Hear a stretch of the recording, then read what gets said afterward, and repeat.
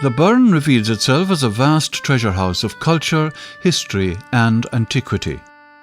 How better to describe this extraordinary landscape and the diverse wealth and extent of its built heritage? A legacy in stone which offers a wonderful illustration of over 6,000 years of human endeavour on this remote rocky outpost at the edge of the European continent. Little remains of the ephemeral wood and earthen structures of the first Mesolithic period, and the hunter-gatherers who roamed the Burren over 6,000 years ago. Their later Neolithic or New Stone Age brethren, in contrast, left a wealth of giant stone or megalithic tombs, over 80 that we know of, an indication of the better organised and more prosperous farming economy that they developed. Of these structures, the striking Paulnabrone portal tomb, over 5,000 years old, is the most prominent, and has by now assumed an iconic status in Ireland. But the Stone Age is merely one chapter in the long saga of the Burren's evolution. The Bronze Age that followed appears to have witnessed a further growth in the farming economy. We know of this by the major reduction in woodland cover evident in pollen records. Intriguing cooking sites known as Folach de Fia, massive burial cairns such as Paulawack, and the splendid artefacts such as the Gleninsheen collar of gold date from this period. In contrast, the Iron Age that followed reveals few monuments, with the exception of a scattering of ring barrow burial sites such as the one at Tirgenane. Some archaeologists claim that this Iron Age lull may reflect a catastrophic loss in soil cover as a result of overly intensive farming in the preceding years, combined with a climatic downturn. Prosperity appears to have returned to the Burren in the early Christian period with the introduction of new farming techniques, in particular advances in dairying and cheese production.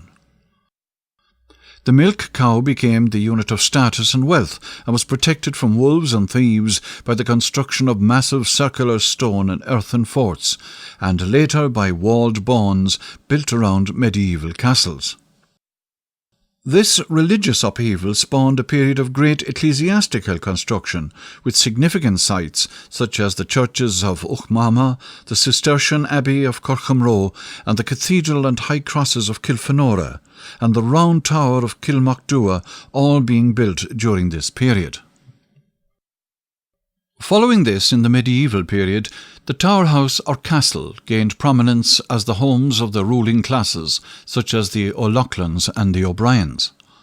Over 20 of these tower houses can be found in the Burren, mainly located along strategic trading routes, including the famous Lamena Castle built in 1490 AD, and several circular tower houses.